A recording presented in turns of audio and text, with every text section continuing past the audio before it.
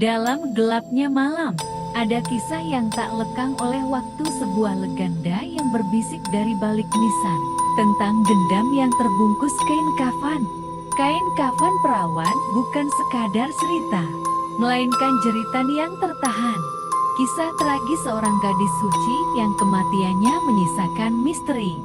Mereka yang pernah melihatnya bersumpah bahwa arwahnya masih berkeliaran, menuntut keadilan yang tak pernah ia dapatkan.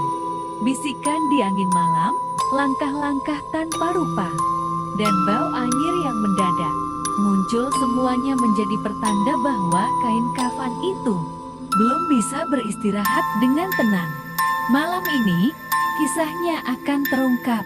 Beranikah kau mendengarnya?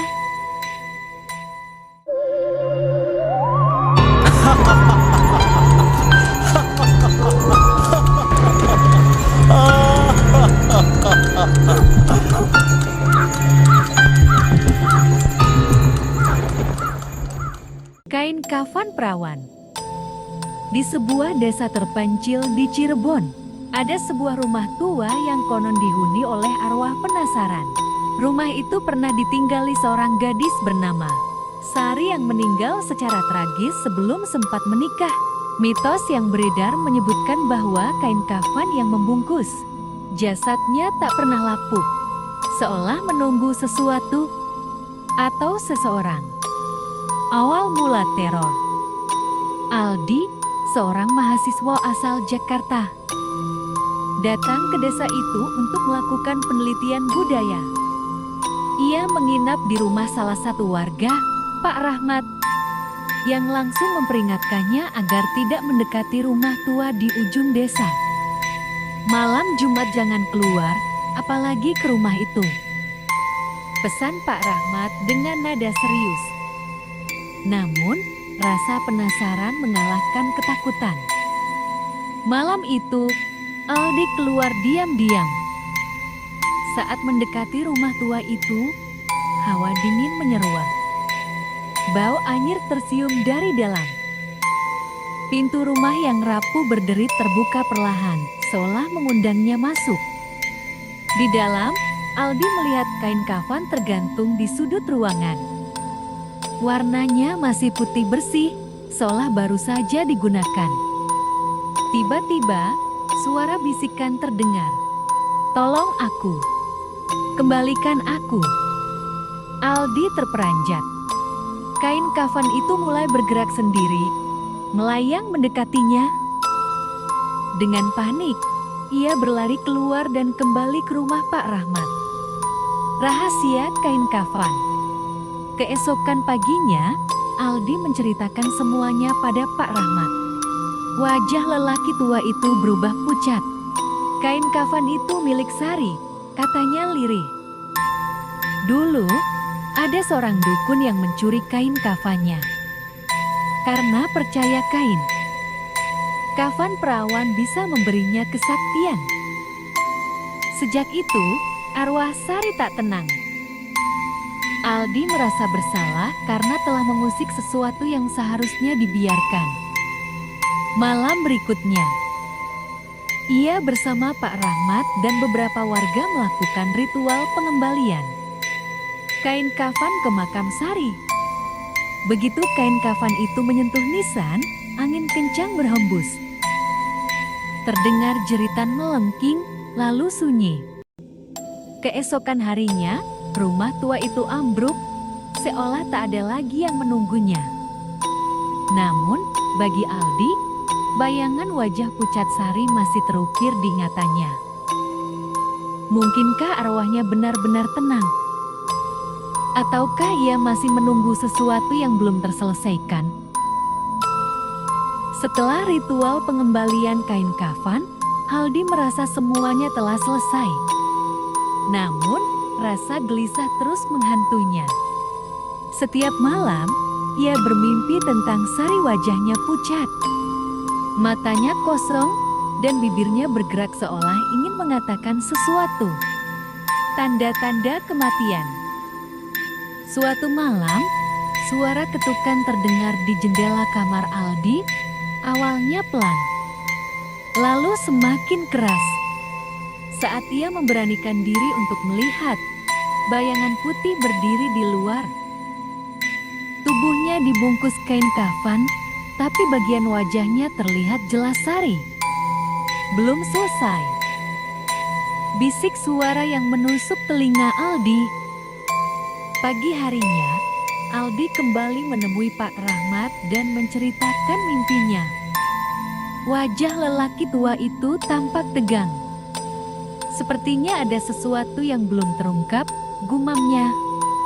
Pak Rahmat lalu mengajak Aldi menemui Mbah Karsa, seorang sesepuh desa. Saat mendengar cerita mereka, ekspresi Mbah Karsa berubah ngeri. Kalian hanya mengembalikan kain kafannya, tapi tidak mengungkap penyebab kematiannya, katanya. Aldi terdiam.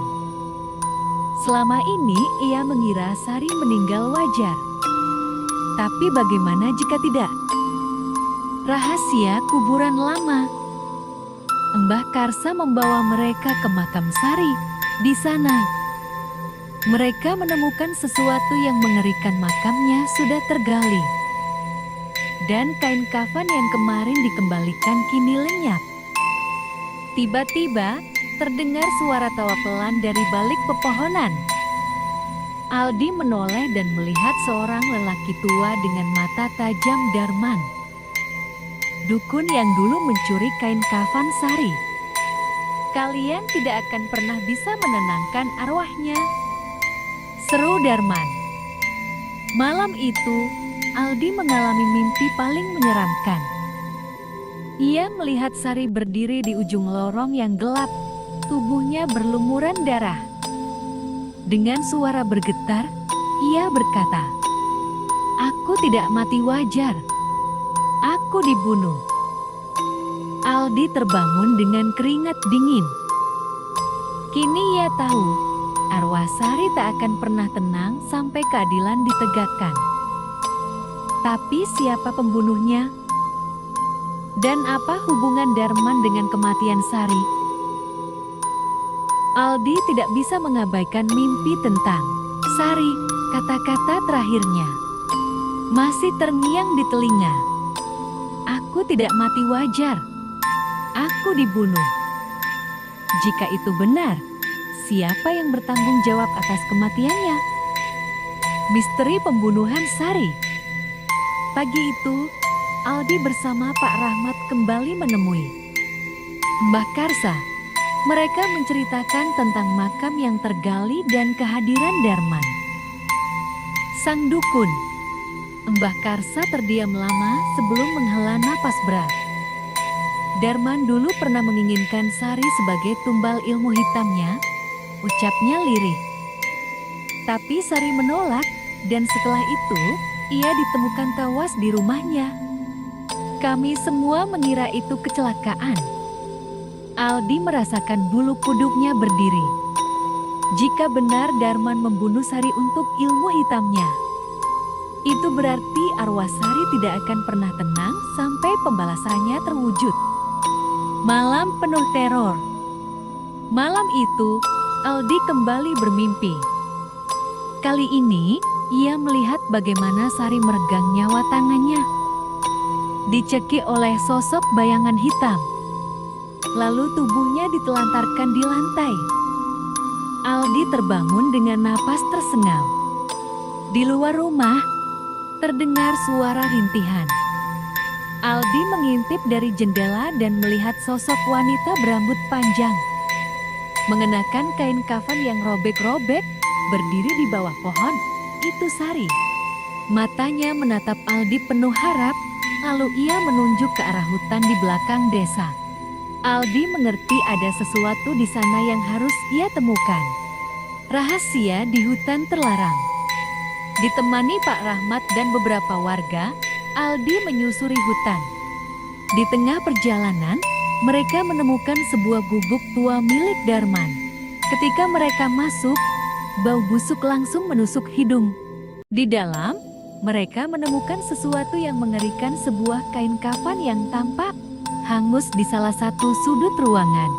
bersama dengan tulang belulang kecil yang disimpan dalam wadah tanah liat. Darman melakukan ritual di sini, bisik Mbah Karsa dengan wajah tegang. Tiba-tiba, angin bertiup kencang. Dari balik kegelapan, terdengar suara langkah kaki. Darman muncul dengan mata merah membara. "Kalian tidak seharusnya datang ke sini." Suaranya menggelegar. Namun sebelum ia bisa bergerak, terdengar suara jeritan nyaring dari arah belakangnya. Sesosok bayangan putih melayang dari kegelapan sari. Darman berteriak ketakutan saat kain kafan yang tergantung di dinding melilit tubuhnya sendiri. Ia terjatuh, tubuhnya menggeliat kesakitan, sebelum akhirnya tidak bergerak lagi. Ketika semua kembali tenang, sosok Sari berdiri di hadapan Aldi. Ia tersenyum tipis, lalu perlahan menghilang. Kini, desa itu tidak lagi dihantui. Tapi Aldi tahu, ia tidak akan pernah melupakan wajah Sari gadis yang menunggu keadilan bahkan setelah kematiannya. Setelah kematian Darman, desa kembali tenang. Namun, Aldi masih merasa ada sesuatu yang belum selesai. Setiap malam, ia merasakan kehadiran Sari. Seolah gadis itu masih menunggu sesuatu. Mimpi terakhir. Malam itu, Aldi kembali bermimpi. Ia melihat Sari berdiri di tengah ladang kosong, mengenakan kain kafan yang kini bersih tanpa noda. "Terima kasih, tapi aku belum bisa pergi." Suara Sari terdengar lirih. Aldi mengerutkan kening. "Kenapa? Bukankah Darman sudah mati?" Sari menggelang pelan. "Bukan hanya Darman. Ada sesuatu yang harus kau lakukan." Seketika, mimpi itu berubah. Aldi melihat makam Sari. Namun ada sesuatu yang aneh, makamnya belum tertutup rapat. Pemakaman yang belum selesai. Keesokan harinya, Aldi bergegas ke makam Sari bersama Pak Rahmat dan Mbah Karsa. Sesampainya di sana, mereka menemukan hal yang mengejutkan. Makam itu memang belum tertutup sempurna. Darman mencuri kain kafannya dan mungkin dia juga mengusik jasadnya, ujar Mbah Karsa dengan suara bergetar.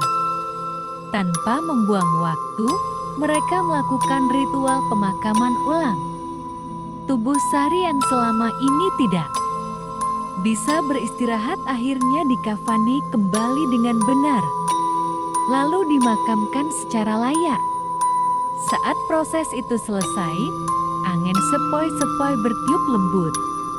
Aldi merasa sesuatu yang dingin menyentuh pipinya. Seperti belayan lembut tanda perpisahan. Ia menoleh dan melihat bayangan Sari berdiri di bawah cahaya bulan. Tersenyum sebelum perlahan memudar. Akhir dari teror. Sejak hari itu, tidak ada lagi gangguan di desa. Aldi pun kembali ke Jakarta dengan hati lega. Namun, sebelum meninggalkan desa, Mbah Karsa berpesan, "Jangan pernah lupakan ini, nak. Kadang, arwah yang bergentayangan bukan karena ingin menakut-nakuti, tapi karena ingin menyampaikan pesan."